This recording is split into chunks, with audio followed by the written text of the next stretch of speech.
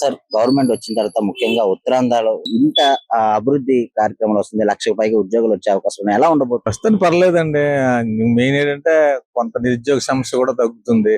Next software రంగంలో కూడా అభివృద్ధి చెందడానికి చాలా ఆస్కారం ఉంది. ఇప్పుడు ఏంటంటే పెద్ద పెద్ద ఇంజనీరింగ్ కాలేజీలు చదివేసి వాళ్ళు ఉండిపోవడం, క్యాంపస్ సెలక్షన్ అవ్వడం. అదే ఇక్కడ వైజాగ్ లో గీతం కాలేజీలు చాలా మంది ఊరి మీద తిరుగుతున్నారు. ప్రస్తుతానికి వాళ్ళకి క్యాంపస్ సెలక్షన్స్ లేవు. దానివల్ల ఇది వచ్చిన వల్ల కొంతవరకు నిరుద్యోగ సమస్య తగ్గుతుంది అని నా అభిప్రాయం. మిగతా వాళ్ళ అభిప్రాయం ఎలా ఉంటుందో వాళ్ళకి తెలియదు. 30 రోజుల్లో విశాఖపట్నం చాలా అభివృద్ధి చెందడానికి చాలా ఆస్కారాలు ఉన్నాయి. అది మెయిన్. ఎందుకంటే హైదరాబాద్ లో చంద్రబాబు నాయుడు గారు హైటెక్ సిటీ ఓపెన్ చేశారు. ఇప్పుడు దాని ప్రకారంగా వైజాగ్ లో కూడా అతను కాన్సెప్ట్ కూడా ఉంది. అది చేస్తే ఇంకా మంచిది. అలాగా ఆల్రెడీ మెట్రో ఒకటి వస్తుంది. నెక్స్ట్ పోర్ట్ ఇది ఏంటిది ఎయిర్పోర్ట్ ఒకటి వచ్చింది. ఇంకా అలాగా లాస్ట్ కొద్ది రోజుల్లో బాగా అభివృద్ధి చెందడానికి చాలా చాలా ఆస్కారాలు ఉన్నాయి. దీని వలన ఇప్పుడు మాలాంటి వాళ్ళకి అయితే మేము ఆల్రెడీ సెటిల్డ్. సో మాకు ఏదైతే మా పిల్లలు ఉన్నారో ఈ వైజాగ్ సిటీని వదిలి బయటికి వెళ్లి పనిచేసే అవకాశం లేదు. ఇంకోటి ఏంటంటే మన పిల్లలు మన సిటీలోను మన తల్లిదండ్రులకి మనం వృద్ధాప్యంలో కూడాను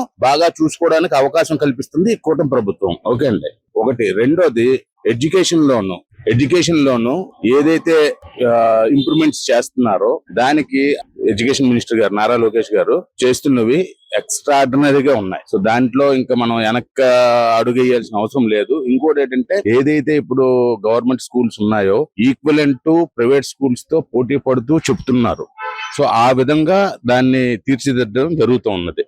ఇప్పుడు ఏదైతే గూగుల్ డేటా సెంటర్ అనౌన్స్మెంట్ చేయడం జరిగిందో అది $50,000 మిలియన్ తో ఇన్వెస్ట్మెంట్ చేయడం జరుగుతుంది.